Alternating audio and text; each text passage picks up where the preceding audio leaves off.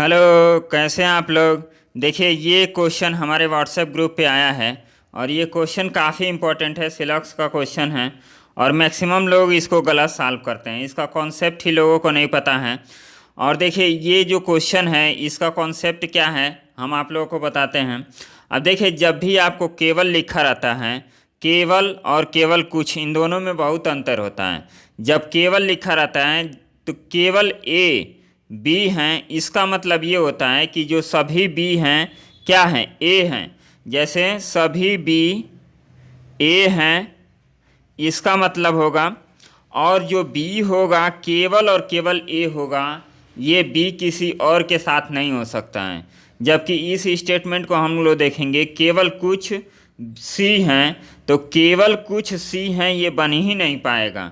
क्यों नहीं बन पाएगा कि जब बी केवल ए है तो सी में कहाँ से आ जाएगा। जैसे मान लीजिए ये बी का पोर्शन है और बी केवल ए है, तो ये सी में तो आएगा ही नहीं। सी का इसके साथ कोई रिलेशन ही नहीं होगा। तो इसमें ये जो सिलॉक्स दिया गया है, ये क्वेश्चन जिसने भी फ्रेम किया है, ये क्वेश्चन ही आपका क्या है, गलत है। इस तरह ये क्वेश्चन नहीं होता है। एक बार और समझ लीजिए इस क्वेश्चन को कि जब भी केवल दिया रहता है, जैसे इसको इंग्लिश में हम लोग लिखेंगे कि only A are B, only A are B, तो इसका जो मतलब होता है क्या होता है, all B are A. All B are A, इसको हम लोग पढ़ते हैं सभी बी क्या हैं, ए हैं, लेकिन बी और किसी का नहीं हो सकता। तो इसको फिगर हम लोग बनाएंगे, ये ए का फिगर बनेगा, ये बनेगा बी का फिगर, और बी का संबंध किसी के साथ नहीं हो सकता। जबकि इसका दूसरा स्टेटमेंट हम लोग पढ़ेंगे, केवल कुछ बी सी हैं, तो ये होगा ही नहीं क्योंकि बी किसी के पास जाएगा ही नहीं। तो ये दोनों स्टेटमेंट क्या है, एक साथ कभी भी पॉसिबल नहीं होंगे। तो ये एक साथ हम कभी भी नहीं लिख सकते हैं। बी का संबंध सी से कभी नहीं होगा। तो ये क्वेश्चन क्या है, रॉन्ग फ्रेम किया गया है। इस तरह क्वेश्चन नहीं फ्रेम किया जाना चाहिए। यदि हम यहाँ पे ऐसे बोलते केवल कुछ ए सी हैं, तब ये क्वेश्चन क्या होता, सही हो जाता। उस कंडीशन में क्या हो जाता, केवल कुछ ए सी हैं तो ये सी हो जाता, और इसका कुछ पोर्शन क्या हम ऐसे बना देते हैं कि ए का कुछ पोर्शन क्या है, सी नहीं है, ए का कुछ पोर्शन सी नहीं है, तब हमारा क्वेश्चन सही हो जाता। यहाँ बी की जगह पे हमको क्या रखना पड़ेगा, ए रखना पड़ेगा, तब ये क्वेश्चन आपका लगेगा। तो आपको पता हो गया कि केवल का कॉन्सेप्ट क्या होता है। वनली का कॉन्सेप्ट होता है कि वनली को हम लोग पलट देते हैं स्टेटमेंट को, all B are A. All B are A का मतलब क्या कि बी केवल और केवल ए का होगा और किसी का नहीं होगा, किसी के साथ उसका कोई रिलेशन नहीं होगा, केवल और केवल ए के साथ रिलेशन होगा। और इसको भी समझ लीजिए, केवल और कुछ, इसको हमने काफ़ी डिटेल में अपने लेक्चर में समझाया है सिलॉक्स के क्वेश्चन में, तो आप लोग वहाँ से भी देख लीजिएगा।